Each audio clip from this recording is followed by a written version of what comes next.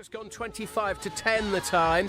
We've been talking quite a bit about homelessness recently on the show and across BBC Radio Nottingham, a huge issue in this city, in this county as well, and ideas of how to get people off the street and eventually into their own homes. Well, for my next guest, she found an interesting way of putting a roof over her head, and it's turned out to be a career and maybe even the start of her empire as well. So to tell you all about this, Lexy Lou, welcome to BBC Radio Nottingham. Hello. Hello, Mark. Thank you so much for having me here. Lexy Lou can't be your real name, surely. Is part of that your real name? It's not, no. I find it just sounds a little bit sexier than my real name. Okay. So that's your stage name. It is. It's my stage persona. Okay. All right. We won't ask about your real name because I'm sensing a bit of, you just want to go under Lexy Lou, and that's fine. I just don't want to confuse the audience. No, I'm okay. happy to give you the real name. Well, no, you would probably confuse me before anyone else. So we'll get on to what you do in just a minute, but I mentioned there the issue of homelessness, and this is something really you have experienced firsthand, isn't it? Yes, I did. Yes. So what happened? So I feel like it should be like a really exciting story for you now. I think one of them things that just kind of happens in life, and you just don't realise how far down you're going. I was a lot younger then. I was about 17. I was actually, while I was at school, I was working at Topshop. And I worked my way up, and I became like the concessions manager at Topshop at the age of 16, was doing very well for myself. Had my own place and lived with a lot of my other colleagues from there. And then at some point I lost my job, all fault of my own. And you just don't realise the opportunities that you have when you're that kind of age. And I had no savings, nothing to back me up. It's one of the reasons that I'm very passionate about that now is when you are in any kind of career, having some kind of stability or a fallback plan and savings and investments is essential to not have these things kind of happen to you later on. And I found that I just basically couldn't get a job. I lost the job there. I couldn't get a job anywhere. And I think a lot of young people now are struggling and finding the same things. I've talked to my nephew about this all the time. And he's just needs one chance. And it's very hard sometimes for people to just give them that chance. And I found myself not being able to afford to keep the home over my head. And I do talk about this a lot on my YouTube channel, Lexy Ladies Academy. Go quite deep into it. But it was a case of I had this... It's not that I don't have any family. My family are absolutely amazing. I adore them. We're very close. But my dad was overseas and my mum was off doing her own thing. And I don't want to put pressure on anyone else. I'm a very independent person. And I find that it's very hard for me to ask for help. So until it got to the point where I was like walking around the streets, wheeling my tiny little suitcase, the ones that you should get on the plane. And I went into Greg's and I was trying to get a egg cress sandwich. And at that time, I think it was 98p.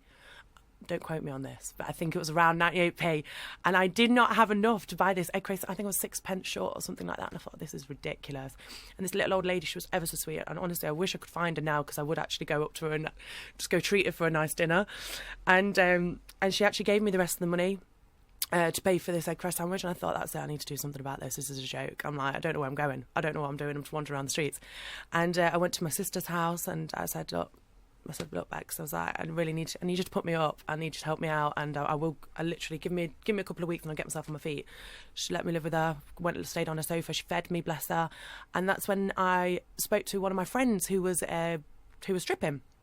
Okay, and let me just pause you there because this is a side to homelessness that we talk about, and I think there's still this perception that homelessness is people in doorways and alleyways and sleeping rough, and it is, but it's also people doing exactly as you just described, this so-called sofa surfing. That's it. Where you're staying with friends and family.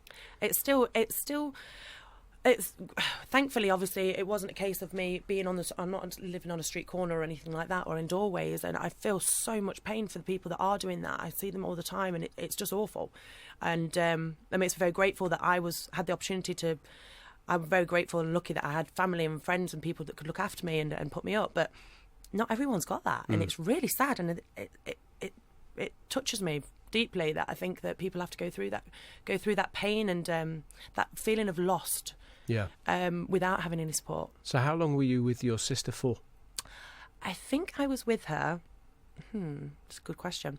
It was only a couple of months. Right. But even so, yeah. And I think one of the things that people talk about sofa surfers is that you're in limbo, aren't you? Yes. You're not really, quite often people aren't in the system, so to speak. Yeah. They're kind of either on benefits or they can't get the right benefits, and you kind of fall off the grid. I mean, what was it like living with your sister? I mean, obviously you're close and your family, but I would imagine it's a little, I don't know, demeaning, is it? Yeah, I would say so. It's she never made me feel that way. She's an amazing woman. I've got two sisters, actually twins. So okay. And they both, like, we all look after each other, and they've always looked after me.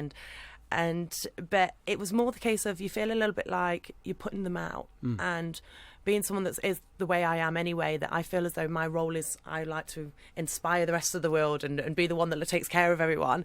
It was a little bit like, okay. Now I feel like I've lost my identity a little bit. Yeah.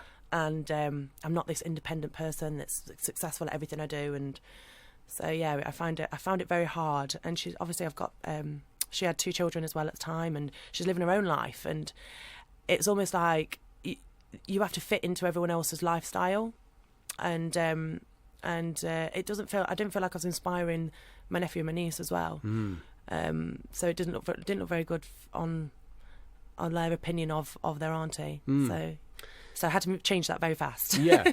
So this is a friend then that then suggests to you about the whole thing of stripping. So my best friend, she went off and did this by herself. She didn't want to tell anyone. She was struggling as well. She was a single mum, and I think she was very much in the same situation. And she told me about it, and I thought straight away, I was like, why didn't you tell me? I would have come with you. Like, I'm ready. Let's do anything. Let's get some money together. And anyway, so we went back we actually went for an interview at a club in Nottingham. I'm good friends with the owner now, but the club's shut down now. It was called Senoritas. And I actually didn't get the first interview, and he's a good friend of mine now, honestly. Can you just go through I'm intrigued. You might be surprised, but I've never had a job interview for stripping. Oh, wow. So how does the interview work? Well, we call it an audition. Ah, right. But I suppose it is an interview, same kind of concept. I was going to say, I don't see it as a kind of, well, looking at your CV, it has some interesting hobbies. Well, how often do you take your clothes off per day? That's right. Yeah, not quite. So for this one in particular, everyone is different. But this one in particular, it was a pole dancing audition. And I had never even seen a pole before. No mind about I had a spin around one. Honestly, it was embarrassing to say the least. I made an absolute fool of myself. But it was a great lesson. It was a great learning curve. And he was ever so sweet. Credit to him. He actually gave me free pole dancing lessons, which I did. I attended every single week and thought, I am doing this. I will get good at this. And he said, once you've done some pole dance lessons, come back and we'll give you a job if you're ready. So I thought, okay, well, I can't be waiting for that. No, how long is it going to take me to learn the pole? It's not an easy thing. It's not an easy thing, honestly, when you have a go at the start. No, I've heard it's really, really... It is very one of difficult. The best workouts. Oh, wow. All over body workouts. It's fantastic. I absolutely adore it now. And it's something, it's a bit like riding a bike. Once you get the hang of it, you can just... To be honest, I'd not done it for, 5 years, and I went straight back on and was managing to do things that I did back in the day. So I was quite impressed, but with myself personally, blow my own trumpet. And so we ended up going to another club, but we had to go to one that obviously was willing to take 18-year-olds, which the other one in Nottingham, Flirts, doesn't. It's only 21. So they had a sister club that was in Skegness. So we travelled down to Skegness to work there. So I would be on my sister's couch for Monday night, Tuesday night, Wednesday night. And then on a Thursday, and a Sunday as well. And I would travel down on the train with my friend to Skegness Flirts. And no offence to Skegness Flirts, because I'm very grateful for the opportunity I had. It's not the best club in the world. It's a little bit divey, but it's got a really good atmosphere. The owners are great. And it's good fun. Right. It's a fun club. Yeah. And it's very seasonal. And you'd stay above at the top of the club. There'd be apartments to stay there. And honestly, the truth is, I was actually really grateful to sleep in a bed. So I thought, oh yeah, I'm well up for this. I've got a bed to sleep in. So that's how it works. So you'd work at the club, and then you'd go stay upstairs, and then you'd with loads of other girls. So it's like you kind of like have fun together, and it's like sharing an accommodation with girls. It's like almost like student halls or something. I don't know. All right. Well, let's pause there. I'll play a bit of music and then we'll come back, because this has become, well, a career. I mentioned about building an empire, and I didn't say that lightly. So we'll talk more about what you're doing actually these days as well, here on BBC Radio Nottingham after a bit of Bruno Mars.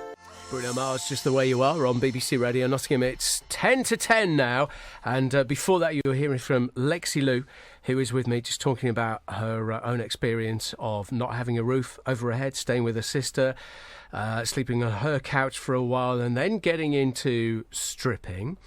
So we kind of paused there. Fair to say now you've built up a whole business out of this. I mean, you can tell me as much or as little and mind my own business if you like, but, you know, fair to say you've managed to buy your own house now? Yes, I do, yeah. Okay. Property is a big thing for me. Obviously, well, not obviously, it's probably due to obviously being homeless. So with your background? Yeah, I think one of the main goals of everything was owning my own home. This seems to be the big thing. So now investment in property, etc., and everything else it kind of goes hand in hand. I'm very passionate about helping others as well be able to buy their own property. So your example of being in Greggs and not being able to afford a sandwich, I guess will really resonate with a lot of people, and they can identify with being there thinking, oh, I'm sixpence short. So nowadays, here you are with not just your own property, but you mentioned about how many different companies do you actually have? I've had 9 companies to date, but I actually only I've sold most of them, majority of them, just because I've been told by many people that I spread myself a little bit too thin, and as my ex-fiancé used to say, squirrel. So I'm like get distracted from everything. So I'm like, right, so focus now, just have 3 companies. Right. And that is Lexy Ladies Academy, which is my online education for exotic dancers. And we have the new app that's about to be launched before Christmas. I'm so excited about this, called Erotimaps. And you can find that at Erotimaps.com. And that's all to do with, it's basically recruitment. So it's placing dancers in strip clubs around the world. And strip clubs being able to find, I probably should stop using the word strip clubs, gentlemen's clubs. It sounds a little bit more professional, doesn't it? And finding dancers around the world, obviously, to be booked into work. It's very much like an agency, but without the additional fees, the commissions, and the middle person, and just the drama of it. It's a new age agency. Right. So it's like a click of the finger. They can do that. They communicate to each other, and they can book him. And then there's also a rating system on there as well. One of the things that I found when talking with girls is they want to know the opinion of other girls as to whether or not that club was good. So what the app does, it actually allows the girls to rate the clubs, and the clubs get to rate the girls. Right. Okay. Based on their experience. So yeah. There might be people listening to this thinking, in 2019, obviously there's still a market for this kind of thing, this gentlemen's clubs, as you put it, and obviously a lot of people do stripping, performing, and everything. How safe is it though? Well, this is one of the things this is why I'm very, very passionate about what I do, because I find this industry can be a very fine line. And it's a case of you can have girls that it's like walking a tightrope. They can go one way or the other. And this is why I'm so passionate about what I do with my online education, Lexy Ladies Academy, because it guides girls in the right way.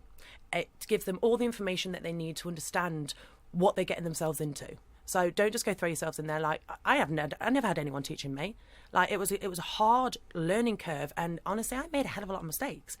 And I like to open their eyes to understand that this is what you should be prepared for, and not just that, but give you all the tools and the resources in order for you to get to use this as a stepping stone, which is what it really is. It's not a lifelong career.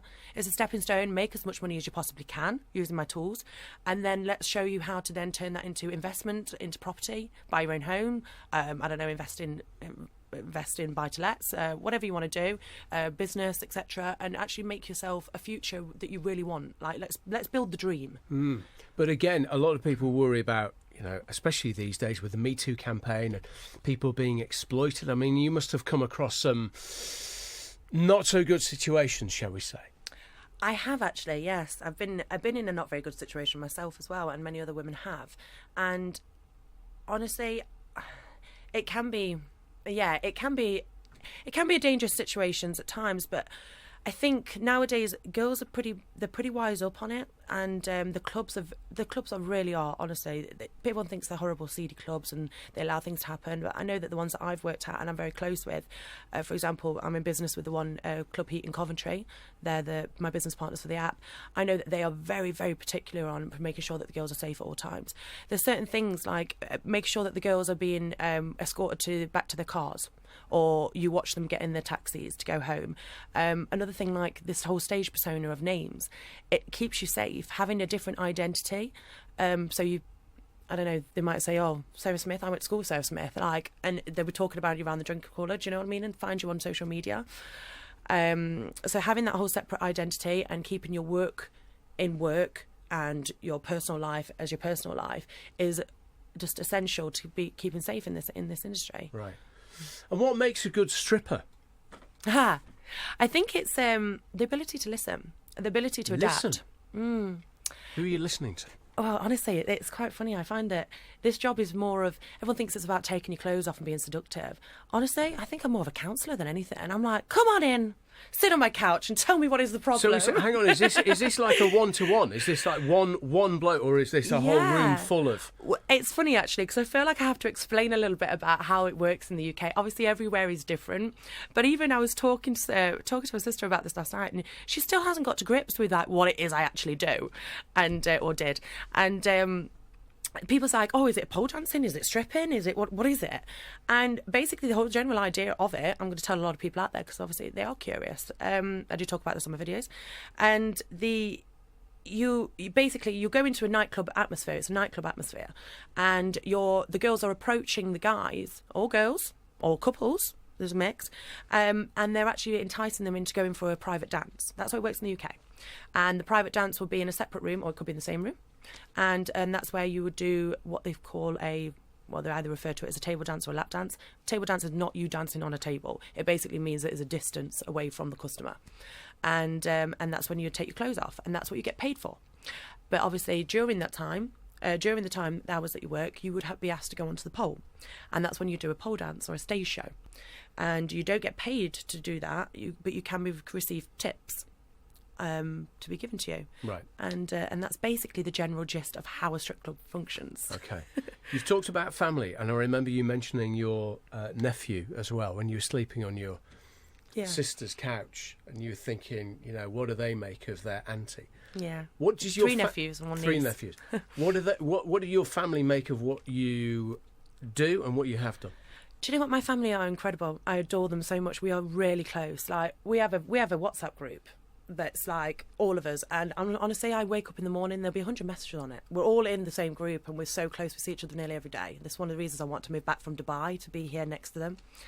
And they're really supportive, completely. I can remember my dad once said to me, as long as you don't do porn, I'm happy with that. And I was like, all right, Dad, no porn, got it. Tick that one off, that's done. And not like I was going to do that anyway, but yeah. So yeah, no, they've been really supportive. I think, if anything, I believe they might be proud of me because of what I've created from what I did. I think it was, it's probably the best education I've ever had, was becoming a stripper. It was the best thing that ever happened to me. I know that I can say that hands down. I am so grateful for the opportunity that happened. It guided me in every way, shape or form. I think it helped me in all of my business in every way. People skills, it gave me confidence. It allowed me to become who I really am. It really did help me grow as a person.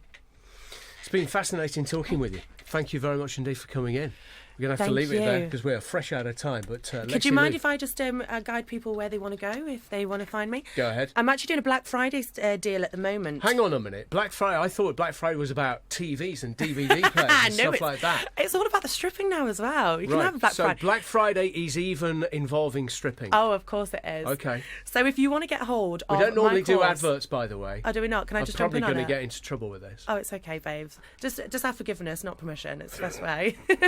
So find us on LexyLadiesAcademy.com, and there's a half price sale at the moment for Black Friday. Put in code Black Friday and you can get our course half price. Thank you. It's been good to meet you. Thank you for Lovely to sharing meet your you. story. A little bit of fan mail for you, by the way. Jan in Newark says, can I just say how much I've enjoyed this interview? This lady deserves success. She is brilliant. Thank so you, there Jan. we are. Okay, we'll wait and see what your family makes of the interview as well. Thank you for coming in. Thank That you, was Mark. Lexy Lou. In the next half hour, we might be getting a little bit festive. News of an advent calendar with a difference to come after 10.